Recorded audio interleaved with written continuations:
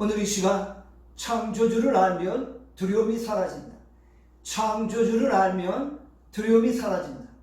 라는 제목으로 하나님의 말씀을 증거합니다. 이 세상은 어떻게 생겨나게 되었습니까? 이 세상은 창조된 것입니까? 아니면 진화된 것입니까? 혹시 이 자리에 창조론과 진화론을 놓고 여전히 고민하고 계신 분이 있으십니까? 처음 진화론을 주장한 사람은 찰스 다윈입니다. 그는 진화론에서 최초의 단세포 생물이 점차 진화하여 고등생물이 되었고, 원숭이와 같은 고등생물이 마침내 인간으로 진화했다고 주장하고 있습니다. 그의 이론을 증명하기 위해서 원숭이와 인간 사이에 중간적 존재가 반드시 필요했던 것입니다. 그는 중간적 존재를 찾기 위해서 미개한 원주민들이 사는 섬을 찾아다니는 수고를 마다하지 않았던 것입니다. 그러나 그는 중간적 존재를 찾지 못했던 것이죠. 그는 인생의 말년에 매우 우울한 시간을 보내고 있었던 것입니다. 찰스 다윈이 운명하기 몇 달 전에 허프 부인이 병상에 누워있는 그를 방문합니다.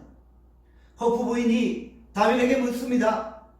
지금 당신은 무엇을 읽고 계십니까? 다윈이 쓸쓸한 미소를 지으며 대답합니다. 성경입니다. 성경은 아주 고귀한 생명의 책이지요. 허프 부인은 창세기 1장을 펼쳐 보이며 다윈이 주장한 진화론의 허구를 설명하고 있는 것입니다. 그러자 다윈의 얼굴이 심하게 일그러지며 이렇게 놀라운 고백을 합니다. 나는 참 미숙한 젊은이였어요. 나는 모든 사물과 현상에 대해 의심을 품고 접근했죠. 진화론도 그 중에 하나였습니다. 그런데 사람들은 창조론에 반대되는 종교로서 진화론을 신봉하기 시작했습니다. 제발 부인께서 하나님의 창조의 위대성을 다른 사람들에게 가르쳐 주십시오. 진정한 진리는 죽음 앞에서 그 진리를 드러내고 있었던 것입니다. 찰스 다윈은 죽음 앞에서 진화론을 부정하고 창조론을 진리로 고백한 것입니다. 창세기 1장 1절입니다. 태초에 하나님이 천지를 창조하시니라. 창세기는 우주와 인류의 탄생에 관한 기원을 설명해 주고 있습니다. 온 우주와 천하 만물은 하나님이 창조하신 것이죠. 하나님의 손길이 닿지 않았다면 그 어떤 것도 이 땅 가운데 존재할 수 없었던 것입니다. 저는 오늘 이 예배에 참여한 모든 분들이 창조주 하나님의 위대성을 입술로 고백할 수 있기를 바랍니다. 오늘 우리가 읽은 이사야서는 신구약 66권을 압축한 책입니다. 성경이 구약 39권, 신약 27권으로 이루어져 있죠. 이사야서가 66장으로 이루어져 있습니다. 그리고 이사야서는 1장부터 39장, 40장부터 66장으로 나눌 수 있습니다.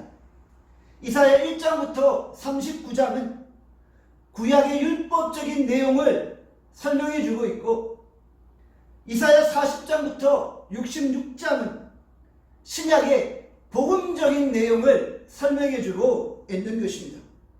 우리는 이사야서 전반부와 후반부를 읽으면서 신약과 구약이 달라지는 듯한 느낌을 받아야만 하는 것이지. 이사야서에 4개의 종의 노래가 등장합니다. 이사야 42장, 49장, 52장, 53장입니다. 종의 노래란 하나님이 보내신 메시아 예수 그리스도에 관한 노래인 것입니다. 하나님 인간을 창조하셨지만 인간은 철저히 하나님 앞에 타락하고 맙니다. 타락한 인간에게는 더 이상 구원의 가능성이 없었죠. 하나님은 인간을 구원하시기 위해 숨겨진 히든 카드, 메시아 예수 그리스도를 이 땅에 보내신 것입니다.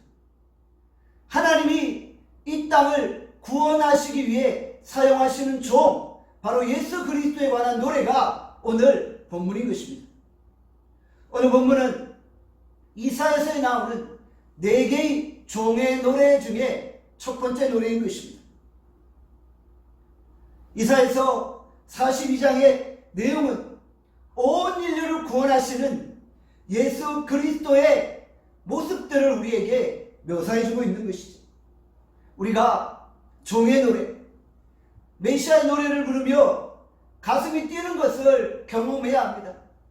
우리가 노래를 부르면 흥겹고 기쁘지 않습니까? 바로 메시아의 노래, 종의 노래를 부르며 우리가 엄청난 기쁨 가운데 거해야 한다는 것입니다. 우리가 메시아의 노래를 보고 듣고 있다는 것 자체가 엄청난 특권임을 믿으시기를 바랍니다. 이사야 42장 1절입니다. 제가 읽겠습니다. 내가 붙드는 나의 종, 내 마음에 기뻐하는 자 곧 내가 택한 사람을 보라. 내가 나의 영을 그에게 주었은즉 그가 이방에 정의를 베풀리라. 메시아는 내가 붙드는 종이라고 말씀합니다. 하나님이 메시아 예수 그리스도를 붙들고 계시는 것이죠. 누가 나를 붙들어주면 얼마나 마음이 든든합니까? 세상에서 백이 든든한 사람은 큰 소리치며 살지 않습니까? 하나님이 우리의 뒤를 봐주신다면 우리가 얼마나 든든하겠어요? 하나님이 메시아 예수 그리스도를 붙들고 계시다는 것. 하나님이 오늘 이 자리에 계신 여러분들을 붙들고 계심을 믿으시기를 바랍니다. 하나님이 우리를 붙들고 계심을 믿으시고 담대하게 이 땅을 살아갈 수 있기를 바랍니다.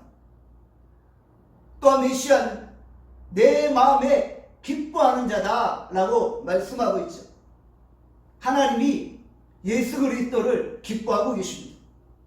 예수님이 요단강에서 세례를 받으실 때 하늘에서 음성이 들렸죠. 이는 내 사랑하는 아들이요 내 기뻐하는 자다. 하나님은 세례를 받으시는 예수 그리스도를 매우 기뻐하셨던 것입니다. 예수님은 공생의 기간 중에 하나님의 기쁨이 되셔서 하나님의 뜻을 온전히 이루어내신 것입니다. 사랑하는 여러분, 오늘 우리가 하나님의 기쁨이 되어질 수 있기를 바랍니다. 우리가 오늘 예배를 통해 하나님의 마음을 흡족하게 해드릴 수 있기를 바랍니다. 우리의 평생 소원이 하나님의 기쁨이 되어질 수 있기를 간절히 소원합니다. 메시아는 내가 택한 종이다 라고 말씀하고 있습니다. 하나님이 온 인류를 구원하시기 위해 숨겨진 히든카드 예수 그리스도를 이 땅에 보내신 거예요. 하나님이 예수 그리스도를 택하신 거예요. 그리고 그를 통해 온 인류를 구원하신 것입니다. 예수 그리스도의 십자가가 아니면 온 인류는 결코 구원받을 수 없는 것입니다. 하나님은 예수 그리스도를 택하시고 그를 십자가에 죽게 하신 것입니다. 하나님이 예수 그리스도를 택하시고 예수 그리스도께서 십자가에서 모든 구원사역을 다 이루어 내셨던 것입니다. 예수님은 십자가에서 테텔레스탈 다 이루었다 라고 말씀하시며 구원을 완성하셨던 것이죠. 사랑하는 여러분, 하나님이 오늘 우리를 택하시고 이 자리에 있게 하십니다. 하나님이 우리를 부르셔서 이곳에 서게 하신 것입니다. 하나님의 부르심은 효과적인 부르심입니다. 하나님은 우리를 부르셔서 하나님의 온전한 뜻을 이루신 것입니다. 하나님이 예수 그리스도를 부르시고 그를 택하셔서 구원의 모든 계획을 완성하시듯 하나님이 우리를 택하시고 이곳에 부르셔서 하나님의 계획들을 성취하시는 것입니다. 우리가 하나님의 부르심을 따라 모든 사명들을 다 감당할 수 있기를 바랍니다. 우리가 하나님의 기쁨이 되어지고 하나님의 부르심에 순종할 수 있기를 바랍니다. 또한 메시아는 내가 성령을 부어준 자다 라고 말씀하죠. 하나님이 성령을 충만하게 부어주시는 것입니다. 예수께서 겟세마네 동산에서 기도하실 때 어떤 일이 있었나요? 성령께서 예수님의 기도를 도우셨죠. 예수님이 겟세마네에서 기도하실 때 성령께서 도우시고 천사들이 함께 하시며 그의 기도를 올려드린 것입니다. 하나님은 공생의 기간 중에 물 붓듯 기름 붓듯 예수 그리스도께 성령을 부어주신 것이죠. 성령을 부어주셔야만 십자가의 사역을 온전히 다 감당해낼 수 있는 것이죠. 하나님이 오늘 우리에게도 성령을 부어주시기를 원합니다. 우리 모두 다 물 붓듯 기름 붓듯 성령의 충만함을 덧입고 그 성령의 능력으로 행할 수 있기를 간절히 원합니다. 하나님께서 택하시고 부르시고 성령을 부어주시고 붙들어 주셔서 결국 예수 그리스도는 어떠한 사역을 감당하십니까? 오늘 본문에 뭐라고 말씀합니까? 이방 땅에 정의를 베푸신다 라고 말씀하죠. 또한 이사야 42장 4절에 이렇게 말씀합니다. 그는 쇠하지 아니하며 낙담하지 아니하며 세상에 정의를 세우기에 이르리. 이방 땅에 정의를 세우고 이 세상에 정의를 세우는 것이 메시아 예수 그리스도의 사명인 것입니다. 메시아가 이 땅에 세울 정의는 무엇입니까? 이스라엘 백성들도 메시아를 기다렸죠. 이스라엘 백성들에게는 메시아 대망 사상이 있었어요. 지금 이스라엘은 로마의 압제 가운데 있었어요. 메시아가 오시면 로마의 압제로부터 우리 이스라엘 민족이 해방될 수 있다라고 생각했던 거예요. 메시아가 오셔서 로마의 모든 불의를 파괴시키시고 이 나라의 정의를 세우신다고 믿었던 거예요. 그래서 이스라엘 백성들은 메시아를 대망하고 있었죠. 그러나 메시아 예수 그리스도께서 세우실 이 땅의 정의는 세상의 정의가 아닌 것입니다. 메시아는 이 땅에 세상 나라가 아니라 하나님의 나라, 메시아의 왕국을 세우시는 것입니다. 그리고 하나님은 하나님의 공의와 정의로 이 땅을 다스리시고 통치하시는 것입니다. 하나님의 통치와 하나님의 다스리심이 있는 천국을 이 땅 가운데 세우시려고 하신 것이죠. 예수께서 공생애를 시작하시며 천국이 가까이 왔다라고 말씀하셨죠. 그리고 마태복음 5장부터 7장 가운데 천국 백성들이 살아가야 될 삶의 원리를 가르쳐주고 계신 것입니다. 그것이 바로 산상승이죠. 예수 그리스도께서 이 땅에 세우실 하나님의 나라 천국을 말씀하시고 천국 백성 된 우리가 그 천국에서 어떤 삶의 원리로 살아가야 하는지를 보여주고 계신 것이죠. 바로 그것이 산상승인 것입니다.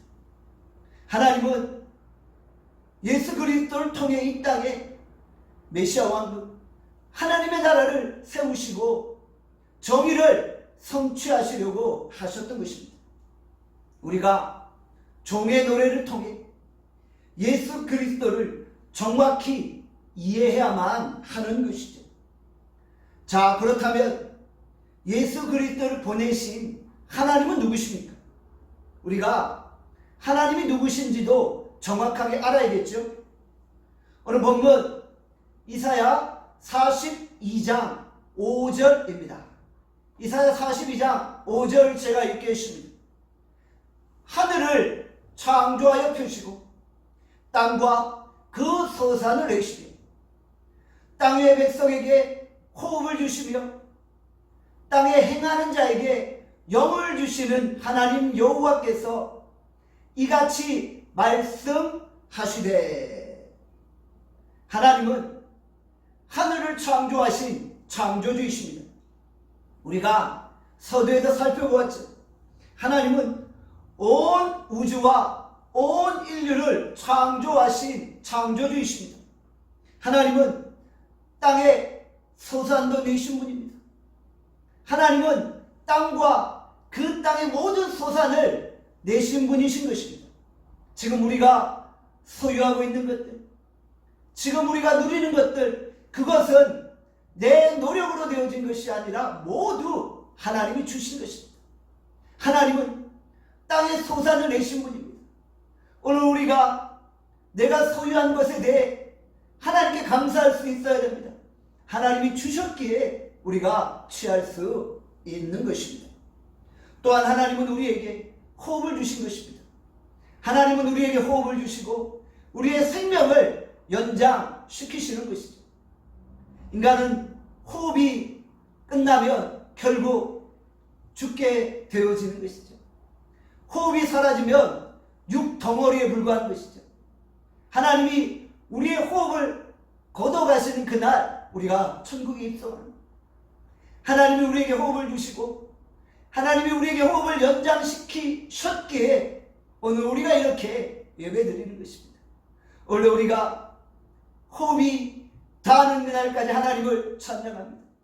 우리에게 호흡을 주신 하나님을 고백하며 우리가 믿음으로 그 성호를 높이 올려드릴 수 있기를 바랍니다. 우리는 우리가 믿는 하나님이 누구신지 정확하게 알아야 되겠죠. 하나님은 우리에게 성령을 주시고 그 성령 안에 영원히 살아가게 하신 것입니다. 우리가 창조주 하나님에 대해 인식하지 못할 때 우리가 이 땅에서 두려움 가운데 가요. 우리의 믿음의 근원이 하나님이신데 우리가 하나님을 잘 알지 못하면 그로 인해 두려움에 빠질 때가 있다는 것이죠. 인간의 모든 출발점은 결국 창조주 하나님을 아는 것입니다. 창조주 하나님을 알면 두려움과 실패가, 좌절감과 절망감에서 벗어날 수 있는 것입니다. 무에서 유를 창조하신 하나님, 없는 것을 있는 것 같이 부르시는 하나님에 대한 믿음이 굳건하다면 절대로 우리는 두려움에 빠지지 않는 것입니다. 이스라엘 백성들이 어려움 당할 때마다 항상 너의 창조주 하나님을 기억하기를 반복하고 있죠. 어려움과 고난이 있을 때마다 우리의 창조주가 누구인지를 기억하고 고백하는 것이죠. 저는 요즘 개척 목회를 하며 여러 가지 어려움을 느낄 때가 있습니다. 그러나 제 머릿속에 창조주 하나님에 대해 생각할 때마다 다시 마음의 힘과 위로와 소망이 생기는 거예요. 창조주 하나님에 대한 묵상이 없으면 절망 가운데 빠지기 쉬워요. 그러나 우리가 창조주 하나님을 묵상하면 새로운 힘과 위로가 생겨나게 되어지는 것이죠. 바로 교회는 예수 그리스도의 피로 사신 공동체입니다. 이 공동체는 창조주 하나님이 붙들고 계십니다. 그래서 우리는 교회를 바라보며 하나님이 세우시고 하나님이 붙드시고 하나님이 이끌어 가심을 고백하게 되는 것이죠. 우리가 창조주 하나님 앞에 설 때 인생의 모든 문제들이 다 상대화되어짐을 경험하게 됩니다. 인생의 문제가 큽니다. 그러나 그 인생의 문제보다 더 크신 창조주 하나님을 바라볼 때 우리가 그 문제로부터 자유케 되어집니다. 문제보다 더 큰 하나님 앞에 그 문제는 상대화되어지는 것이죠. 우리가 인생보다 더 크신 창조주 하나님을 의지하고 오늘도 믿음으로 행할 수 있기를 바랍니다. 아브라함이 왜 후처를 통해 그의 아들 이스마엘을 낳게 됩니까? 바로 불신앙 때문이었죠. 믿음이 없었기 때문이죠. 아브라함이 그 순간 창조주 하나님에 대한 믿음이 없었던 거예요. 그래서 이스마엘을 통해 그의 후손들을 연결시키려고 했었던 것이죠. 하나님이 누구십니까? 하나님은 창조주이십니다. 창조주는 무엇이든지 무에서 유를 창조해낼 수 있는 것이죠. 하나님이 필요하다면 얼마든지 아브라함 앞에서 아들을 창조해낼 수도 있었던 것입니다. 왜냐하면 그는 창조주이기 때문에.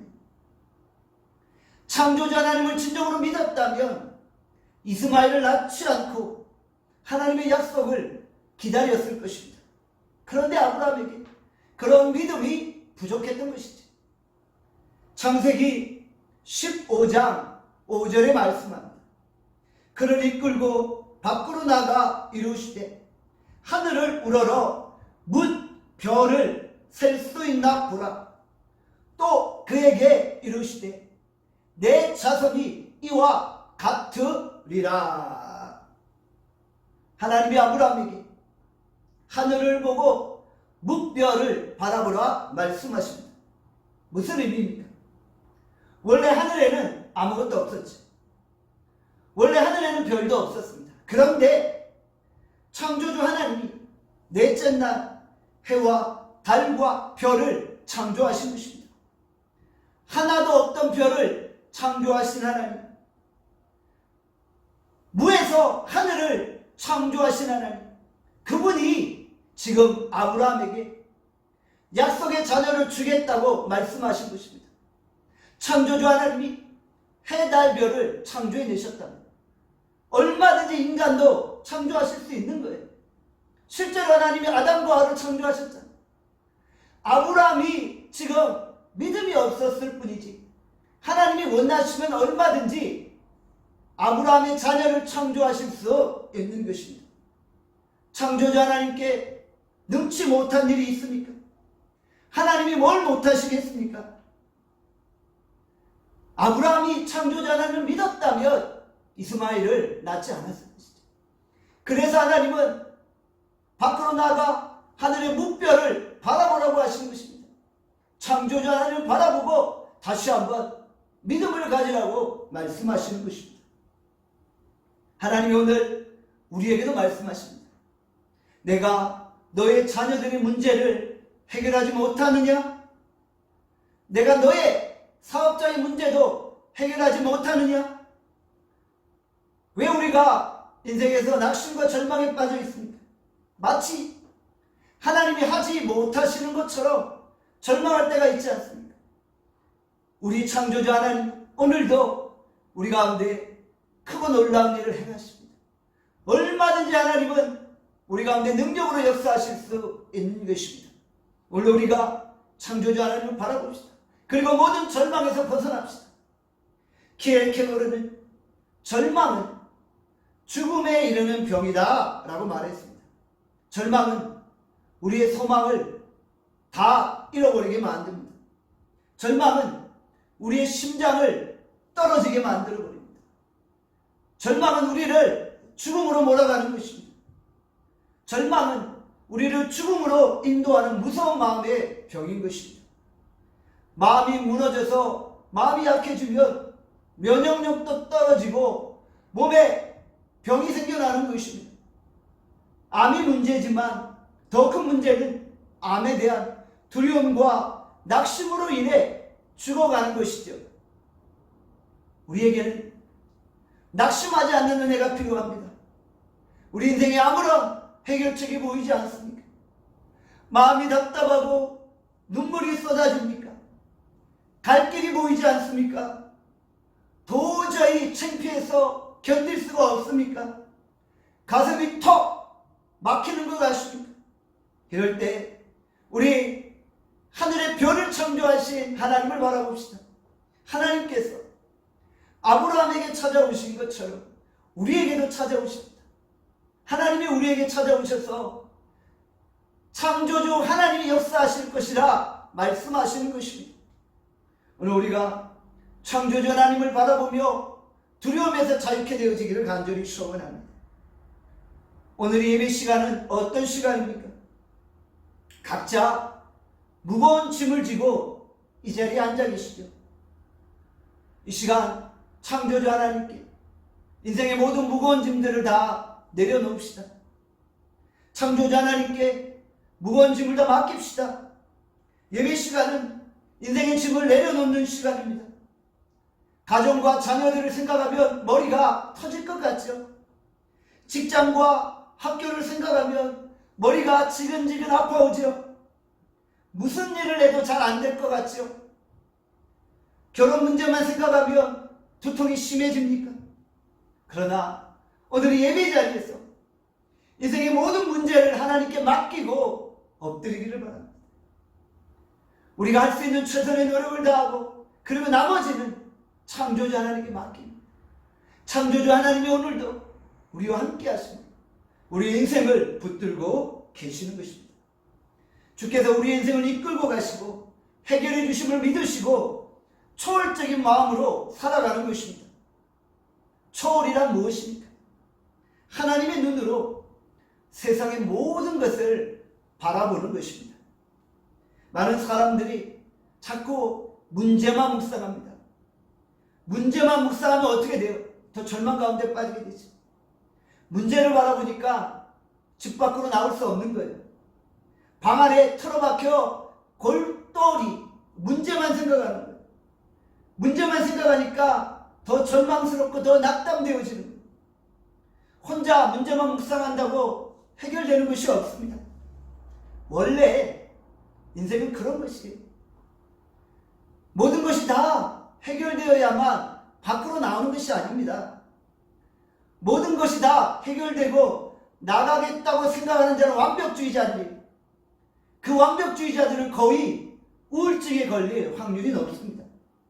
문제가 해결될 때까지 집 밖으로 나가지 않겠다.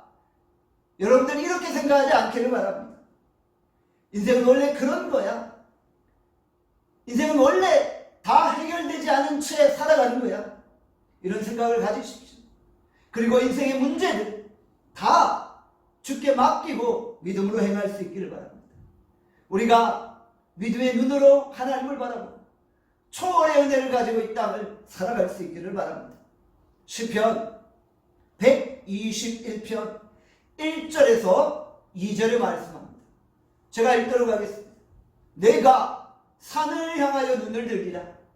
나의 도움이 어디서 올까? 나의 도움은 천지를 지으신 여호와에게서로다. 나의 도움은 천지를 지으신 창조주 하나님께로부터 옵니다. 천지를 지으신 창조주 하나님을 바라보십시오. 삶에 진정한 쉼과 위로가 있습니다.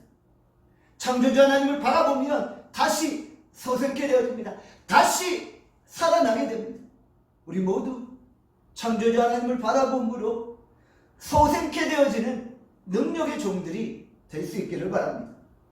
이사야 42장 6절입니다. 제가 읽겠습니다. 나 여호와가 의로 너를 불렀은즉 내가 내 손을 잡아 너를 보호하며 너를 세워 백성의 언약과 이방의 빛이 되게 하리니. 너는 누구입니까? 바로 예수 그리스도이지. 하나님이 메시아 예수 그리스도를 택하시고 불러주셨습니다. 그리고 예수 그리스도께서 백성의 언약과 이방의 빛이라는 두 가지 사명을 감당하시는 것입니다. 백성의 언약이란 무엇입니까? 하나님이 선택받은 자기 백성들을 구원하신다는 언약이죠.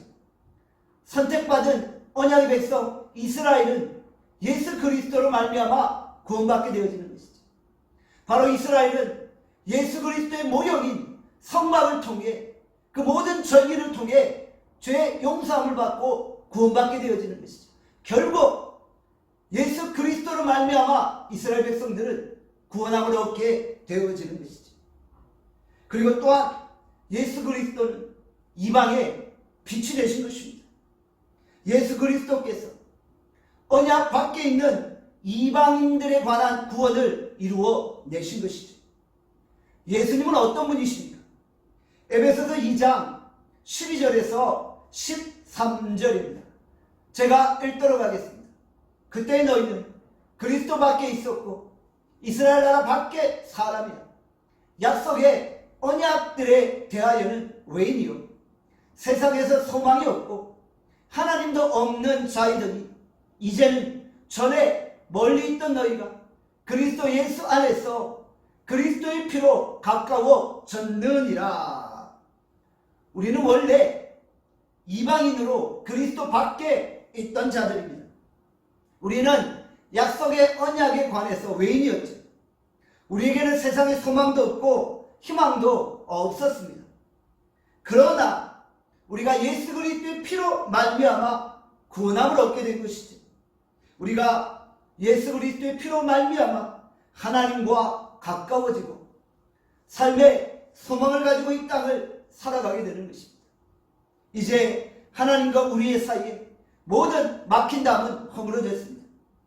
유대인과 이방인, 할례자와 무할례자 사이의 모든 막힌 담은 다 허물어진 것입니다. 에베소서 2장 15절에서 16절입니다. 제가 읽겠습니다.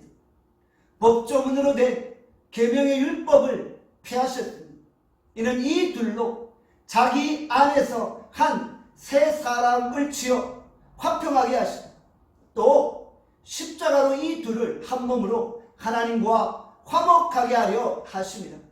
원수된 것을 십자가로 소멸하시고. 예수 그리스도의 십자가가 모든 담을 다 허물어 버렸습니다. 십자가로 우리가 한 몸을 이루게 되었고 하나님과 화목하게 되는 것입니다. 십자가로 하나님과 원수되었던 모든 것들을 다 소멸하게 하신 것입니다.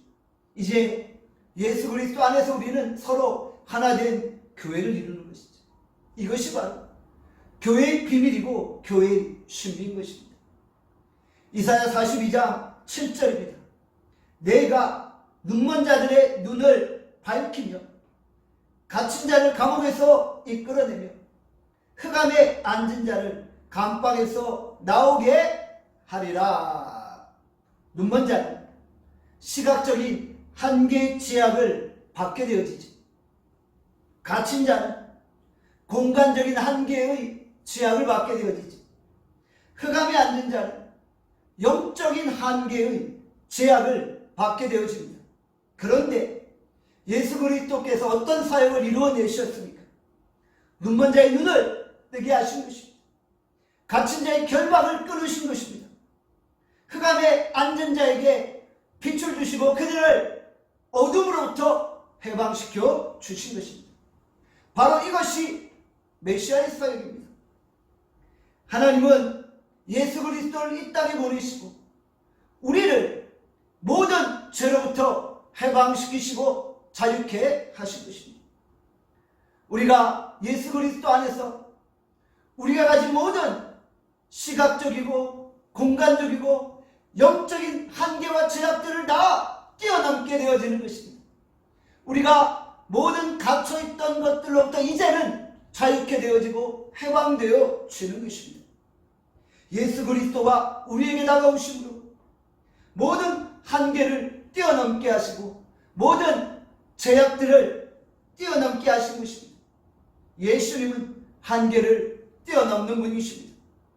예수님은 유대인이라는 한계를 뛰어넘고 사마리아로 이방 땅으로 나아가신 것입니다. 기독교는 틀을 깨는 종교입니다. 교회가 제도권을 뛰어넘어 이방 땅을 향해 나아가고 세상을 향해 나아가는 것입니다.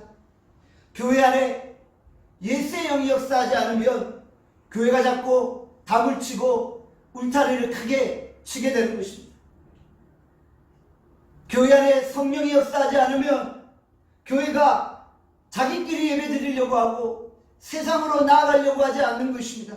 그러나 하나님의 영이 역사하면 그때부터 교회는 교회 안에 있는 성도들 뿐만 아니라 교회 밖에 있는 성도들을 향해 나아가게 되는 것이죠. 교회가 틀을 뛰어넘고 선을 뛰어넘는 것입니다. 교회가 모든 막힌 답을 허물어 버리고 이제 세상으로 나가는 것입니다. 예수의 영은 항상 뛰어넘는 역사를 일으키는 것입니다. 이것이 교회의 능력입니다. 살아있는 교회의 특징은 무엇입니까? 믿지 않는 자들, 초신자들이 넘쳐나는 것입니다. 교회 안에 정말 연약한 자들이 넘쳐나고 믿지 않는 자들이 넘쳐나서 그들이 변화되는 역사가 일어나는 거예요. 교회가 담을 허물어버리고 누구든지 교회 안에 모여 변화되어지고 새로워지고 구원의 능력 되신 예수님을 경험하는 것입니다. 예루살렘 교회는 어떤 교회입니까? 진정 제도권 안에 갇혀있는 안정된 교회였죠. 전부 다 유대인들이 모이는 교회였어요. 전혀 변방성이 없는 교회입니다. 전부 유대인들만 모여있게 되었죠. 예루살렘 교회의 약점이 무엇입니까? 자기 울타리에 갇혀있는 것. 제도권의 담이 너무 높았던 것이죠. 반면에 안디옥교를 보십시오. 안디옥교는 어떤 교회입니까? 이방인들이 모인 교회입니다. 초신자들로 넘쳐나는 교회입니다. 그들에게는 제도권을 뛰어넘는, 한계를 뛰어넘는 은혜가 있는 것이죠. 그들에게는 변방성이 있었습니다. 그들은 막 선을 뛰어넘습니다. 기존 틀을 깨고 담을 뛰어넘었던 것입니다. 어쩔 때는 세상과 부딪히기도 하지만 주께서 강력하게 이끄셔서 모든 선을 뛰어넘고 한계를 뛰어넘었던 것입니다. 바리새인들은 계속 예수님을 따라다니며 뭘 했습니까? 선긋기를 했죠. 여기는 넘어가면 안 돼. 여기는 넘어가면 안 돼. 넘어가면 안 돼. 계속 예수님을 제한하고 있었던 것이죠. 그러나 예수님은 바리새인들이 걸어온 선을 계속 뛰어넘으시는 거예요. 계속 선을 뛰어넘으며 죄인들에게 다가가고 고아와 과부들에게 다가가고 세리들에게 다가가고 가늠한 여인에게 다가가는 것입니다. 우리는 세상에서 계속 선을 뛰어넘어야 합니다. 교회가 개토화되어서 우리끼리만 모여서는 안 되는 것입니다. 복음의 능력은 선을 뛰어넘고 한계를 뛰어넘는 것입니다. 우리가 말씀의 능력으로 모든 제한을 뛰어넘는 믿음의 종들이 되시기를 바랍니다. 이사야 42장 9절입니다. 제가 읽도록 하겠습니다. 보라 전에 예언한 일이 이미 이루어졌느니라. 이제 내가 새해를 알리노라. 그 일이 시작되기 전내라도 너희에게 이르노라. 아멘. 보라 전에 예언한 일이 이미 이루어졌다. 하나님이 이루어진 거예요. 그리고 이제 새로운 일을 이루시려고 하는 것이죠. 새로운 구원의 역사를 이루시는 거예요. 성령의 능력이 한계를 뛰어넘고 이제 새 역사, 새로운 능력을 행하시는 거예요. 이사야 43장 19절에 이렇게 말씀하죠. 보라 내가 새 일을 행하리니 이제 나타낼 것이다. 너희가 그것을 알지 못하느냐. 오늘 주께서 우리에게 새로운 일을 이루시겠다고 약속하셨습니다. 새로운 일, 새로운 역사가 우리 가운데 펼쳐질 것입니다. 창조주 하나님은 그 창조의 능력으로 우리 가운데 새 창조의 역사를 일으키시는 것입니다. 창조주 하나님이 새로운 능력으로 우리 가운데 역사하시는 것입니다. 우리 믿는 자들의 삶 가운데 놀라운 새 창조의 능력이 넘쳐날 것입니다. 하나님은 우리에게 크고 놀라운 일을 행하시겠다고 말씀하셨습니다. 오늘 우리가 믿음의 눈을 열고 창조주 하나님을 바라봅니다. 창조주 하나님이 우리 가운데 행하실 크고 놀라운 일을 바라보는 믿음의 종들이 되기를 바랍니다. 오늘 우리가 창조주 하나님을 향한 믿음으로 담대하게 걸어가고 진정한 승리의 역사를 체험할 수 있기를 주님의 이름으로 축원합니다.